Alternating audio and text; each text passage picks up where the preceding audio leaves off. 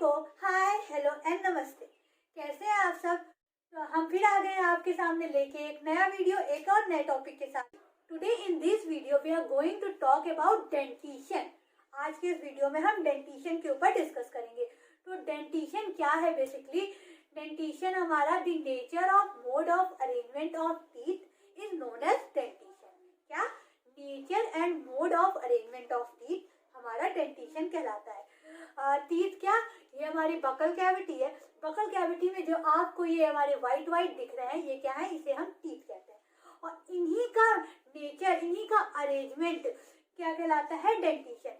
Nature और arrangement से कहने का मतलब ये है कि कैसे आपके दांत मतलब लाइफ में आते हैं, एक बार आते हैं, दो बार आते हैं, बार बार आते हैं, या कैसे अटैच हैं आपके आपके टीथ जॉ से डायरेक्टली अटैच हैं या फिर डायरेक्टली बोन से अटैच हैं। तो इन सब को जो अरेंजमेंट होता है इन्हें हम क्या कहते हैं? डेंटिशन। बेसिकली जो हमारे टीथ होते हैं वो कई टाइप के हमारे टीथ होते हैं ना, इनको कुछ बेसिस पे डिवाइड किए जाते हैं। मतलब कहने का ये कि जैसे लाइफ में कितनी बार दांत आते हैं, इस बेसिस पे डिवाइड किए जाते हैं 3 टाइप से। और फिर उसके बाद किस बेसिस पे जॉ आपके टीथ जॉ से अटैच है उस बेसिस पे डिवाइड किए जाते हैं। और कितनी मतलब किस उसके स्ट्रक्चर और फंक्शंस के बेसिस पे टीथ को कितने टाइप से डिवाइड किए जाते हैं। तो ये 3 बेसिस होते हैं जिनके बेसिस पे हम टीथ को डिवाइड करते हैं। और टीथ हमारे कितने टाइप के होते हैं? टीथ हमारे 4 टाइप के होते हैं। Incisor, canines and premolar and molar. ये 4 टाइप के टीथ होते हैं। तो इन सब चीजों को हम अभी डिस्कस करेंगे, लेकिन उससे पहले हम ये डिस्कस करते हैं ये हमारे टीथ का स्ट्रक्चर है। इसको डिस्कस करने के बाद फिर हम आगे टाइप्स ऑफ टीथ को डिस्कस करेंगे। ये हमारे एक टीथ का स्ट्रक्चर है। क्या है? एक टीथ का स्ट्रक्चर है। देखिए टीथ कैसे डिवाइड होगा। सबसे पहले जो आपको ये क्राउन एरिया, फिर नेक रीजन, फिर रूट रीजन। देखिए क्राउन एरिया क्या? जो आपको ये वाइट दिख रहा है, इस एरिया को क्या कहेंगे? क्राउन। और उसके बाद फिर ये मसूड़े वाला रीजन जो ऊपर क्राउन को और नीचे रूट वाले टीथ को जो डिवाइड कर देती है उसे क्या कहेंगे? नेक वाला रीजन। उसके बाद फिर जो मसूड़ों के अंदर है उसे क्या कहेंगे? Root region. तो एक चीज और हम टीथ डिस्कस करने जा रहे हैं। स्टडी ऑफ टीथ को क्या कहते हैं? स्टडी ऑफ टीथ को ओडोंटोलॉजी कहते हैं। अब देखिए, तो चलिए और आगे बढ़ते हैं। जैसा कि अभी हमने बताया कि टीथ को बहुत सारे बेसिस पे डिवाइड करते हैं। तो कौन कौन से टर्म्स ह्यूमन डेंटिशन पे एप्लीकेबल है? देखिए ये क्वेश्चन नीट में पूछा जाता है बेसिकली कि terms which are applicable for human dentition. तो ह्यूमन डेंटिशन पे जो टर्म एप्लीकेबल है वो 2 टर्म है, हेट्रोडोंट एंड थीकोडोंट। ये 2 टर्म है जो ह्यूमन डेंटिशन पे एप्लीकेबल है। हाँ, थीकोडोंट क्या? जो टीथ हमारे जॉ के बेसिस पे अटैच होते हैं। और हेट्रोडोंट क्या? जो हमारे टीथ अलग अलग टाइप के होते हैं। मतलब कुछ ऐसे स्पीशीज होते हैं जिनके सारे टीथ एक जैसे होते हैं, तो उस स्पीशीज को क्या कहेंगे? Homodont species. और लेकिन कुछ ऐसे स्पीशीज है जिसके सारे दांत अलग अलग होते हैं, तो ऐसे स्पीशीज में हम लोग आते हैं, इसलिए हमारे दांत कहते हैं हेट्रोडोंट। मतलब देखिए हमारे सारे दांत अलग अलग हैं, सबका फंक्शन अलग है, सबका अपना फंक्शन है, तो इसलिए हमारे टीथ कैसे? हेट्रोडोंट। तो ह्यूमन डेंटिशन पे 2 कौन से टर्म्स एप्लीकेबल है? Thecodont and homodont. अब देखिए जो हमारा दांत, ये हमारा टीथ ये अटैच होता है हमारे जॉ से, वो कुछ किस तरह से अटैच होता है? देखिए ह्यूमन टीथ जॉ और क्या कहते हैं टीथ के बीच में कुछ इस तरह से स्पेस रहता है। इस स्पेस को हम क्या कहते हैं? फ्लूरोडोंटल स्पेस। क्या कहेंगे? इस स्पेस को क्या कहेंगे हम? ये वाले स्पेस को, इसे हम कहेंगे फ्लूरोडोंटल स्पेस। देखिए और ये स्पेस इस तरह से फिल होगा। किस चीज से फिल होगा ये स्पेस? ये स्पेस फाइबर से फिल होगा। किससे? ये जो ब्लू वाली लाइन आपको दिख रही है उसे हम क्या कहेंगे? फाइबर। अब देखिए अगर ये स्पेस ना हो तो just suppose that if this space is absent means our teeth is directly attached to the bones। देखिए इस तरह से है ये हमारा और बोन, और ये टीथ डायरेक्टली अटैच है किससे? बोन से। तो don't you think the pressure will directly goes to the bones? Just think that, don't you think जब हम खाना खाएंगे, जब हम मस्कुलेशन करेंगे तो कुछ प्रेशर आएगा. Don't you think that pressure is directly go to the bone and the bone will fracture हो जाएगी. वो प्रेशर क्या होगा, मस्कुलेशन के टाइम पे जो प्रेशर होगा वो डायरेक्ट बोन पे जाएगा और बोन क्या होगा, फ्रैक्चर हो जाएगी. तो इस फाइबर्स जो है इसका काम क्या है, this fibre absorb the pressure. ये फाइबर क्या करेंगे, प्रेशर को अब्सॉर्ब कर लेंगे. प्रेशर को अब्सॉर्ब कर लेंगे तो बोन को सपोर्ट मिलेगा, तो बोन क्या होगी, फ्रैक्चर नहीं होगी. तो ये इस फाइबर्स का काम था. अब देखिए, हाँ, अब ये हमारा बोन, ये हमारे टीथ का स्ट्रक्चर दिख रहा है ना. अब देखिए आप लोग, जो हमारा टीथ होता है वो 3 लेयर्स में डिवाइड होता है. देखिए, जो आपको जो टीथ की जो सबसे अबव वाली लेयर दिख रही है, सबसे ऊपर वाली लेयर दिख रही है, इसे हम क्या कहेंगे, इसे हम बोलेंगे enamel. Enamel is the hardest substance in our whole body. पूरे बॉडी में जो सबसे हार्डेस्ट सब्सटेंस है उसे हम क्या कहेंगे, इनेमल कहेंगे. और जो सेकेंड लेयर है उसे हम क्या कहेंगे, dentin. And the third one is pulp. देखिए, जो आपकी जो ये आपको सबसे ऊपर वाला पार्ट दिख रहा है, ये हमारा इनेमल है. जो हमारी इनेमल होती है, जो हमारी इनेमल वाली लेयर होती है, उसमें ब्लड वेसल्स एब्सेंट होते हैं, उसमें नर्व्स एब्सेंट होती हैं, और वो पूरी की पूरी नॉन लिविंग होती है. इसी वजह से आपने कभी देखा है कि कैविटी लगती है तो क्या होता है कि पेन होता है बट ब्लड नहीं निकलता. इस वजह से ब्लड नहीं आता, क्योंकि ब्लड एब्सेंट होता है. इनेमल में भी एब्सेंट होता है और डेंटिन में भी ब्लड एब्सेंट होता है. देखिए, इनेमल में भी ब्लड एब्सेंट है, ब्लड वेसल्स एब्सेंट है और नर्व्स एब्सेंट है, और क्या है, ये पूरी तरह से नॉन लिविंग है. और डेंटिन में भी ब्लड वेसल्स एब्सेंट है, और बट इसमें क्या है, नर्व्स प्रेजेंट है. डेंटिन में हमारी ब्लड वेसल्स एब्सेंट है लेकिन नर्व प्रेजेंट है. तो आपने जब देखा होगा कि जब आप एक चीज देखिए, क्या कहते हैं, जब कैविटी की स्टार्टिंग होती है तब आपको पता नहीं चलता, आपको दर्द वो कुछ भी बिल्कुल भी महसूस नहीं होता. क्यों महसूस नहीं होता, क्योंकि आपकी कैविटी ऊपर वाली लेयर में, ऊपर वाली लेयर क्या है, नॉन लिविंग. और non living things, as you know that, कभी उसे पेन महसूस होगा, नहीं महसूस होगा. लेकिन जब वो कैविटी बढ़ के नीचे आई, सेकंड वाली लेयर पे आई, अब इसमें क्या है, ब्लड वेसल्स एब्सेंट है, तो ब्लड तो आएगा नहीं. कैविटी अगर नीचे वाली लेयर पे पहुंची तब भी ब्लड नहीं निकलेगा. लेकिन क्या है, सेकंड वाली लेयर में नर्व्स प्रेजेंट है. इस नर्व्स के प्रेजेंट होने की वजह से क्या होगा, झंझनाहट फील होगा आपको. तो आप लोग देखते होंगे ना कि जब ऐड देते हैं पेप्सोडेंट का कि पेप्सोडेंट करिए, दांतों को झंझनाहट नहीं होगी, तो वो पेप्सोडेंट क्या काम करता है, वो इस डेंटिन वाली लेयर पे एक परत चढ़ा देता है. उस परत को चढ़ा देने की वजह से झंझनाहट कम हो जाती है.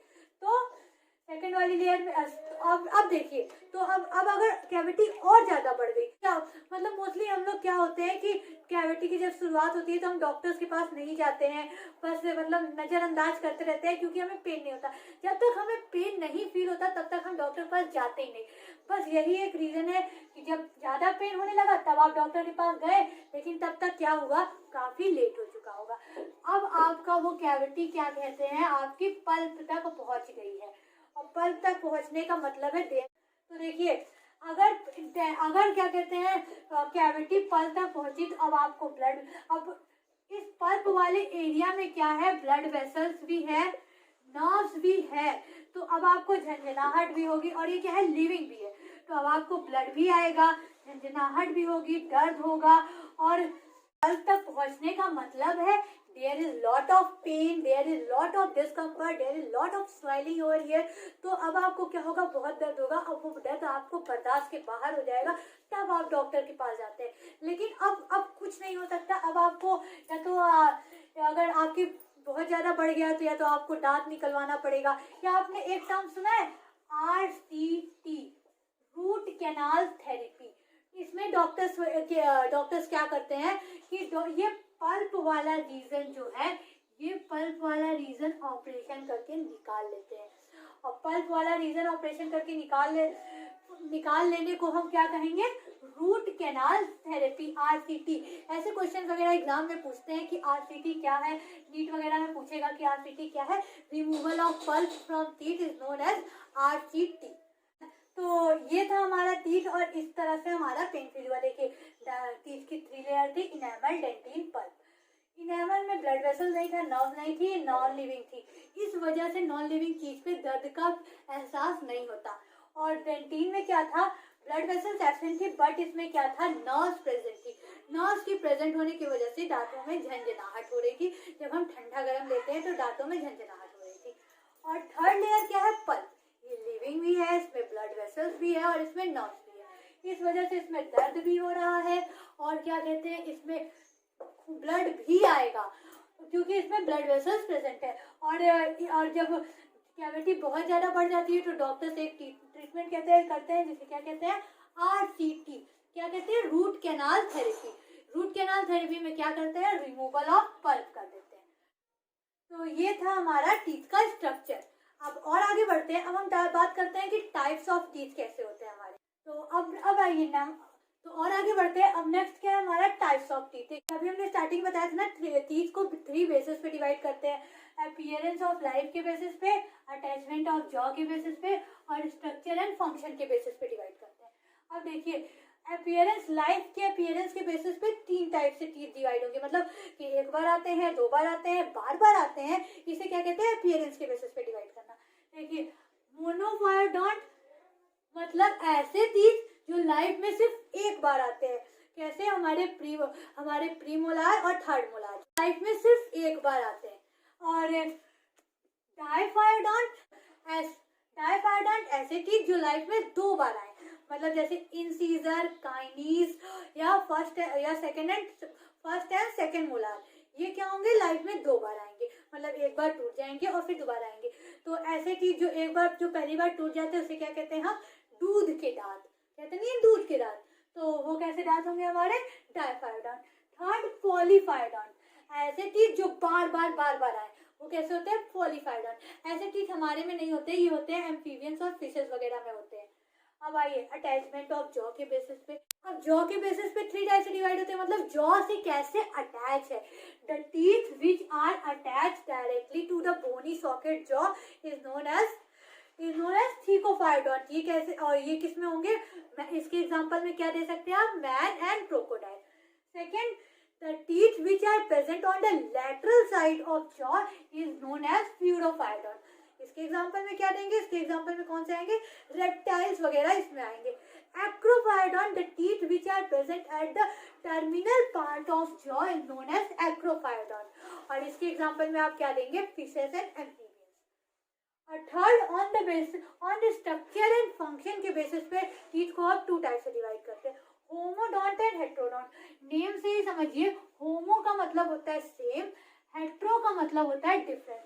तो होमो मतलब ऐसे टीथ जो सारे का स्ट्रक्चर और फंक्शन सब सेम हो, उसे कहेंगे होमोडोंट। ऐसे टीथ किस में होंगे, फिशेस और एम्फीबियंस में होंगे। हेट्रोफायोडोंट, ऐसे टीथ जो अलग अलग डिफरेंट हो स्ट्रक्चर में और डिफरेंट हो फंक्शन में भी, सबका अलग स्ट्रक्चर हो और अलग फंक्शन हो, वो क्या होंगे, हेट्रोडोंट टीथ। ये टीथ होंगे मैंस में, ह्यूमंस में, इसमें हम लोग आएंगे। अब देखिए ये हेट्रोडोंट टीथ कितने टाइप के होंगे, हेट्रोडोंट टीथ होंगे 4 टाइप। हेट्रोडोंट टीथ में 4 टाइप के टीथ आएंगे। कौन कौन से, incisor, canines, premolar and molar. Heterodont में हमारे कितने टाइप के टीथ हैं, 4 टाइप के, 4 टाइप्स के टीथ हैं, incisor, kinase, premolar and molar. सबका अलग अलग फंक्शन होता है। इंसीजर कैसे टीथ होंगे, जो कटिंग का काम कर रहे हैं, कटिंग का, जैसे आपने एप्पल लिया, कुछ भी लिया तो आपने क्या किया, उसे कट किया, जो ये कटिंग का काम कर रहे हैं आगे वाले टीथ, इसे क्या कहेंगे हम, इंसीजर। काइनेस, ये वाले दांत, ये वाले जो चीरने का काम कर रहे हैं, चीरने का, फाड़ने का काम कर रहा है, उसे हम क्या कहेंगे, काइनीस। ये इधर वाले दांत, जैसे आपने जो मांस वगैरह चीरते हैं किस दांत से, इन्हीं दांतों से। जैसे आप दर्जी वगैरह धागा जो काटते हैं किन दांतों से, इन दांत से। इनका काम क्या है, टीयरिंग, चीरने का। प्रीमोलार और मोलार, इधर वाले प्रीमोलार एंड मोलार, इनका काम क्या होता है, मस्कुलेशन का। मस्कुलेशन मतलब चबाने का काम, खाने को चबा रहे हैं, उनको मस्कुलेट कर रहे हैं, ये काम किसका होगा, प्रीमोलार एंड मोलार का। तो आज की इस वीडियो को क्या करते हैं हम, इतना ही। तो आज की इस वीडियो को हम क्या करते हैं, बस यही खत्म कर देते हैं। तो इसके आगे की चीजें हम अगले नेक्स्ट वीडियो में डिस्कस करेंगे। आज के इस वीडियो में बस इतना ही। हमारा वीडियो यहाँ तक देखने के लिए thank you so much. Channel को सब्सक्राइब करना बिल्कुल मत भूलिएगा, चैनल को लाइक कर दीजिए और अपने फेसबुक